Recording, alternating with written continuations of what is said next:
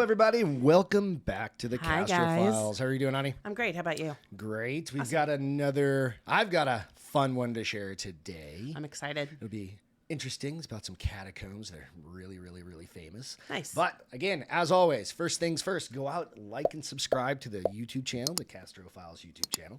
You can find us out on iTunes and Spotify and all the other favorite places under The Bar is Open with Beth and Greg. Do it. And Do that's it. where I'll post the audio versions of this as well. We kind of share it with our other channel that we do. Right. And then, of course, Instagram. Go out, check that out under the Castro Files. That's where you can find all the cool pictures Creepy pictures. from all the stories that we tell. Yeah. Absolutely. We put some shorts out there and have fun. Yeah.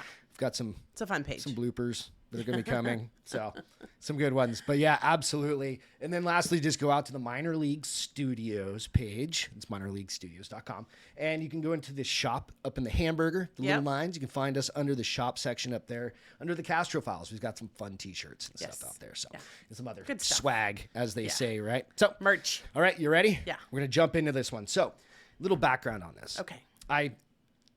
As always, going through and looking for stories and stuff like that, I stumble on dumb things through the weeks.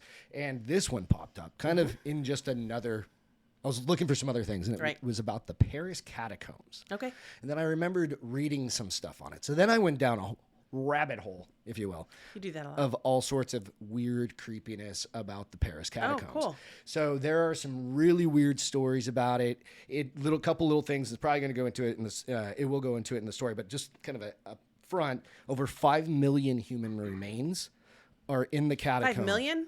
Over 5 million. It's estimated 5 to 6 million. Wowzers.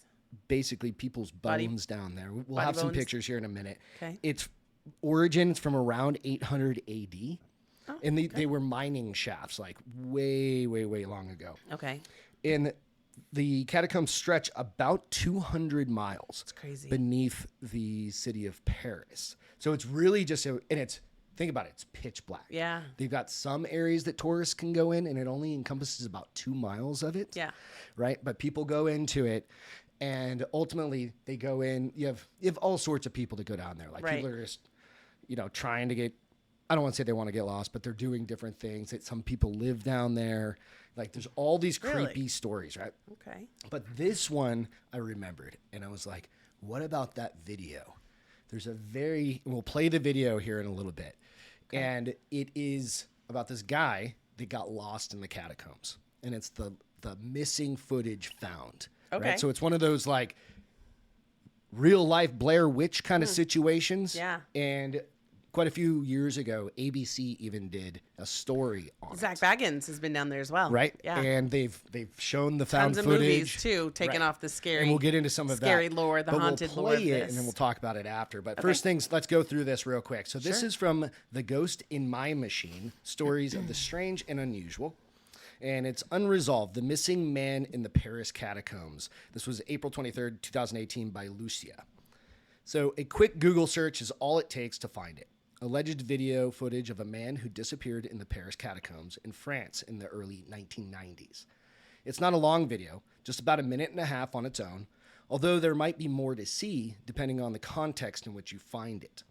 And what it shows is by no means graphic. Indeed, taken alone, it's hardly unsettling, let alone frightening. The uneasiness kicks in when you remember the story connected to the footage.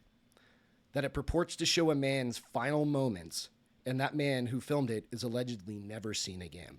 So we'll pop up a picture here, Paris 1, which is basically just to show you a graphic of what the catacombs look like, right? Okay. So it's just lots of hallways, and in this example, it's basically lit up, right? This would be a touristy section of it, right? Right. That we would be allowed to go in. Right. But then again, it hasn't been determined whether or not the footage is authentic. Okay. But a lot of people believe it is. Okay. It hasn't even been determined whether or not the alleged disappearance is authentic.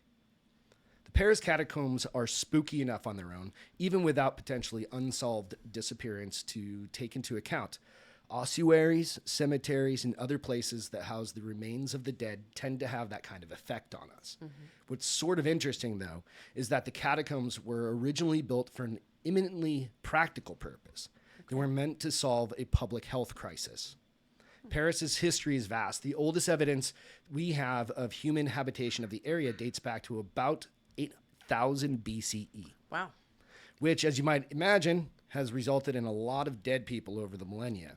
Indeed, according to the Smithsonian Magazine, so many Parisians had died by the 17th century that the cemeteries were literally overflowing with bodies.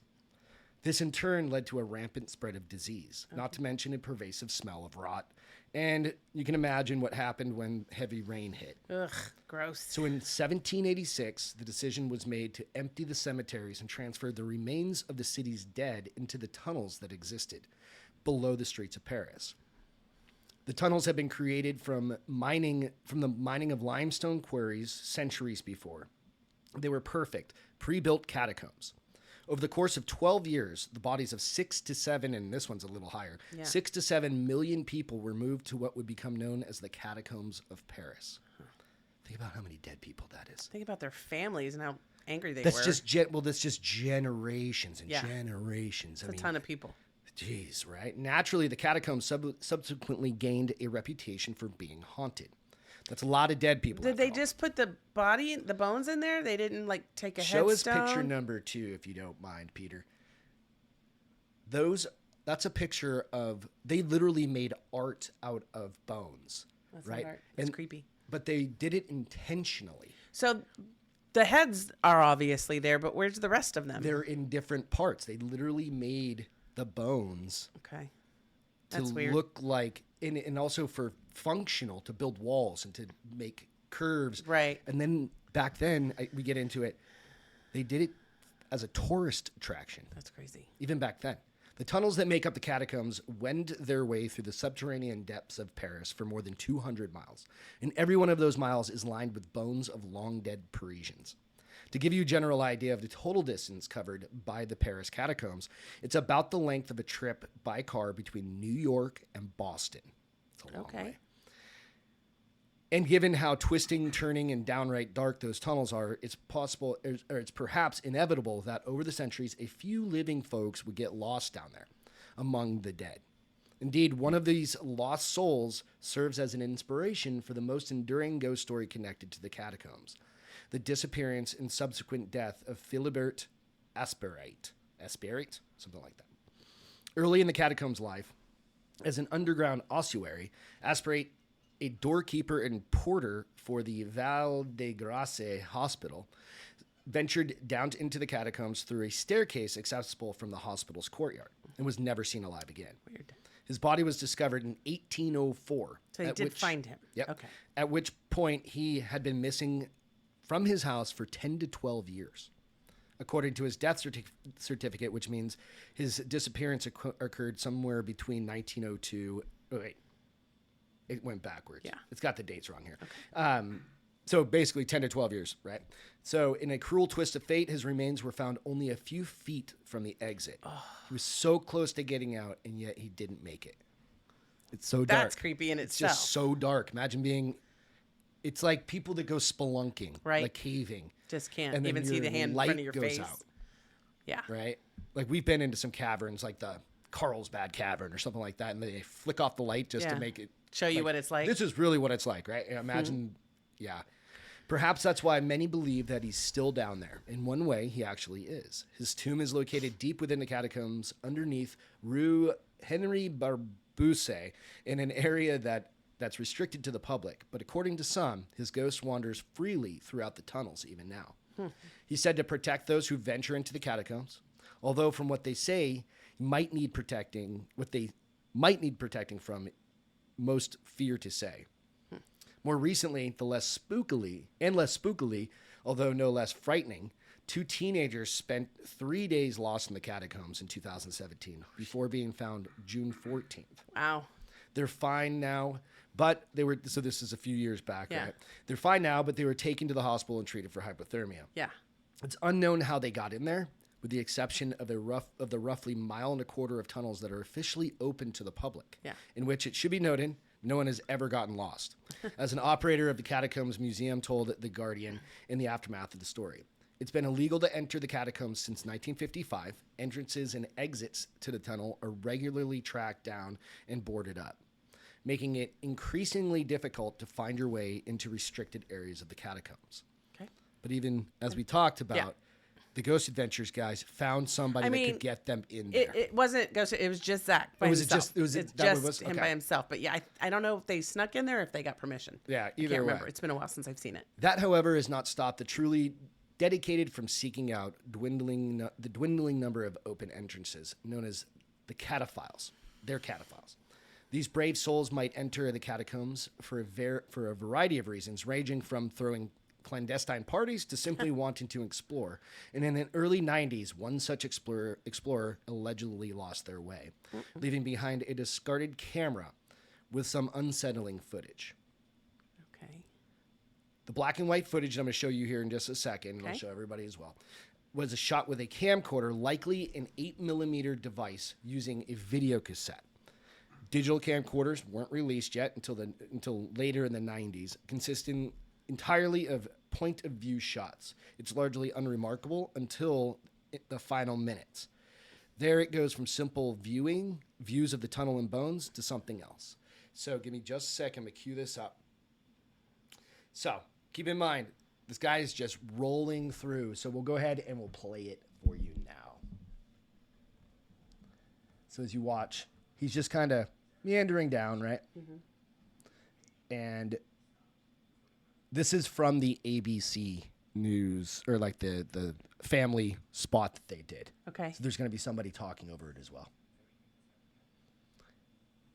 Again, you're just seeing like the catacombs, the Look at all bones. those bones. Why would you touch them? Why not?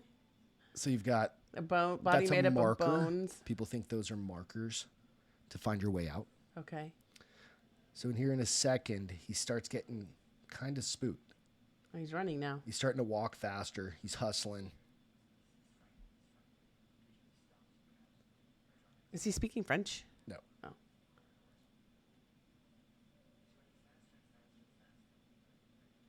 It's creepy. Yeah. Like, why is he running? Like, what freaked him out so bad that he hasn't stopped running? Right. And you got to keep in mind, it's pitch black, and he Yeah. only has this camera.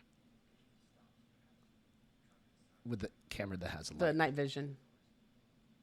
No, it's got a light on it. Oh, okay. It's going even faster. And he just runs off. But if that was his only light, He got so freaked out, he just bailed. wow. Could you imagine being in those catacombs? No. Right? I'm smart enough to know better. The point of view shot becomes disorienting as he runs swinging from tunnel to tunnel. Literally, he doesn't know where he's going, but he's going deeper from what they found. They know where they found that camera, that as the direction he was running, It goes he was actually deeper going deeper into the catacombs. Like Something deeper chasing this him, way or deeper into the center? like deeper, Okay. whatever that means. He was going farther away from the exit. Okay. Right? So and basically, the article continues to go on.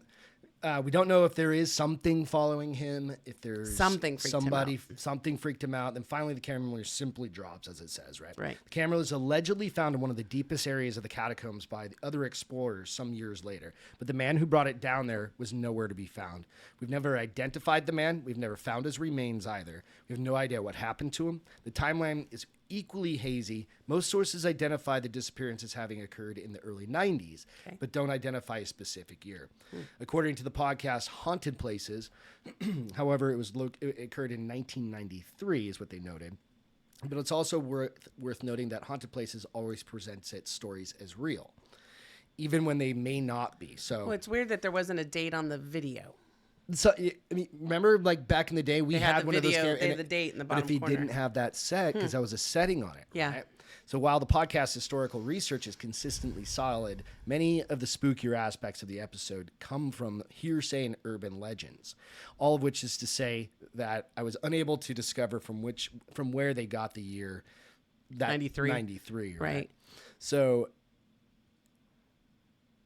it's this segment that's passed around as proof of footage of the existence. It doesn't appear to be available in any other format. It's just that clip. Okay. And why it's only that, I think there probably is longer footage. Right. It's just not Exciting. exciting, right? It's him just exploring Mm-hmm. at that point. So, truth versus fiction. On the yes, it's real, this guy really did disappear in the catacombs side of things. The story and footage do have a few things going for them. First, YouTuber Dyke observed in his 2015 analysis of the video, in all the years that have passed since the Scariest Places on Earth episode aired, not one person could have been involved in a potential hoax that has stepped forward and come clean about it. That's pretty remarkable. They were like, nobody's ever been around. Nobody's ever claimed it. Right. And second, even if the man wasn't being chased by a ghoul, ghosty, or a long-legged beast, there are plenty of non-paranormal explanations for He why could have just had a suddenly panic ran, attack. lost his cool, and run off into the darkness. Yeah. Remember, we did this story. Remember the Dyatlov Pass incident where all those people died? Yeah. They were out camping. Yes. We did that one. We can explain that now, kind of, but there's Right. no. They still don't know, but they all died of severe hypothermia. Right. Some of them went over. They Something were found scared in a them. ravine, What made them go that what made extreme. them rip out of their Yeah. tents. Yes. All of those sorts of things, right? Amen.